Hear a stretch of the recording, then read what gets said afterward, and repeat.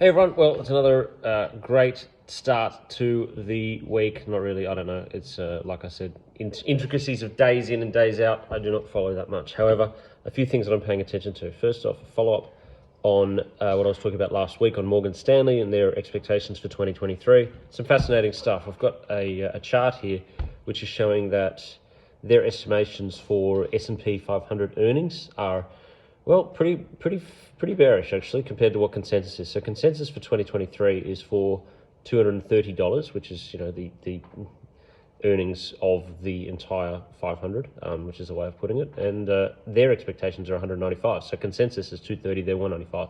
Massively unders on that one, a little bit underneath, but it does pick up back into that. Sort of just saying exactly what's going to happen for 2023 after such aggressive rate hikes, and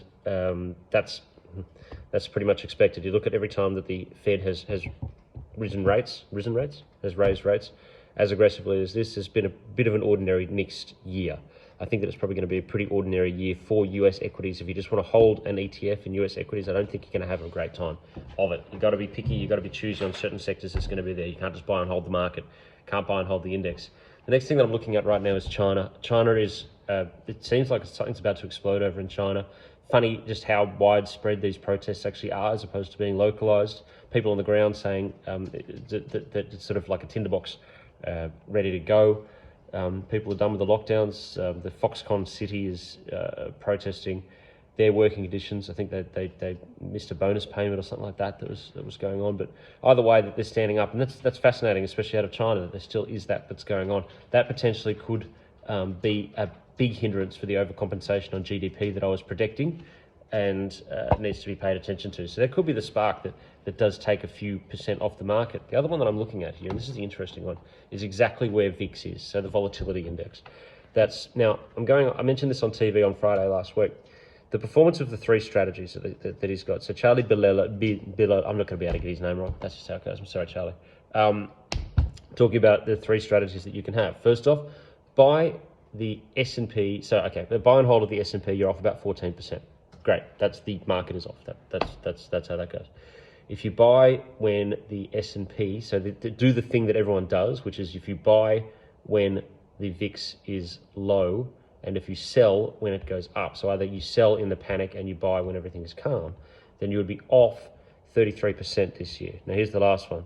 If you buy when the VIX is above 30 and sell when the VIX is below 20, so sell when everything's calm, buy when everything's panicky, that old Buffett, blood in the streets quote, whatever he wants to do, that's the strategy that would have gained you so far 27%. So I was sort of looking at that and writing about it, just thinking, you know what, I can't squeeze much more out of this market, and portfolios are sort of set for 2023. So anything that I do is going to be on the edges, some slight rebalancing in that regard. I want to be rebalancing to cash, a little bit more cash on account, because I look at where the volatility index is now, and within a day or two, if it keeps on heading in this trajectory, it's going to go back below 20. That's a sell indicator, and you can't argue that has been the way to go. I think in a choppy market, that's going to be the situation that you find yourself in, that we have to actually make sure that we keep doing that, and into 2023, I think it's going to be the strategy that will work in 2023 as well. It will chop sideways on these things. I think there's markets and places that I want to hold. Europe, banks, energy. I've gone through these. Obviously, I want to be long bonds, food, that sort of thing. But just being generally in the US market is not a place that I want to be. NASDAQ, same sort of thing. I mentioned this in my Ausbiz call I did on Wednesday. That was an exhausting hour of just talking nonstop. But that I should be good at, but it's actually really exhausting sitting up straight. As you can see, my posture is not amazing at this time. So that's where that is. So VIX is coming off. We're also seeing the last comment that I want to make here is that there is so many gauges for inflation, and most of them are showing that inflation is coming off. I'm going to go out and I'm going to agree with the crowd on this one. I think that they are. The FT wrote about it pretty extensively this morning. Get your hands on that article if you can. I think I can post it to here. I'm not sure how YouTube works, but it's showing that producer price inflation, which is the first chart that they showed, the PPI has started to fall in many countries. Where we're looking here, Germany, the US is absolutely coming off. So some of those early indicators for inflation are coming off, and I think that's enough to say that inflation is coming off, which you would think would be great, because it means that central banks aren't going to be raising as aggressively But however, the reason why they're not, well, the reason why the PPIs are coming off, the reason why inflation is coming off, and the reason why people are expecting that maybe 2023 is not going to be such a good year is because the economy is actually going to be a bit cactus. So recessionary fears still way up and way ahead of where they should be. I think that we will be seeing a long, I think they're saying a long but shallow recession next year. I think I'm sort of going to agree with that. Like, you won't really know that it's on. It's just going to be this sort of long continued stagnation that goes on. So that's something to be aware of. Looking at the charts, Qantas. Now, I've been talking about trying to do something in the options market for a while. I did not do the Disney trade. I just couldn't get a feel for it. Also, something about waking up and being there at 1:30 in the morning, just couldn't do that on Friday morning for some reason. I just had to do it. And so, look, I'll do some other stuff. I'd really rather do stuff in the Aussie market, especially if it's mucking around with spreads and options and things like that.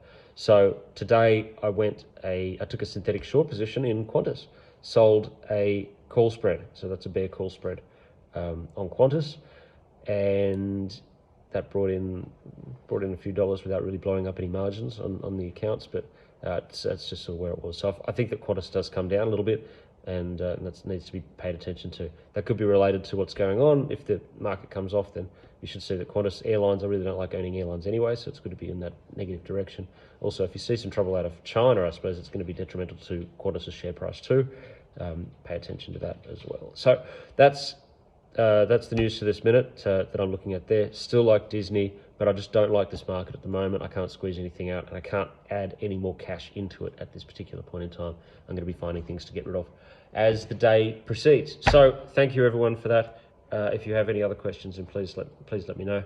But check out my note, which is going to be out tomorrow on Stockhead, which is probably going to say a lot of the same stuff. It's just going to be able to do it without having to look at my face for 7 minutes. Thanks, guys. Have yourself a good night, and stay safe.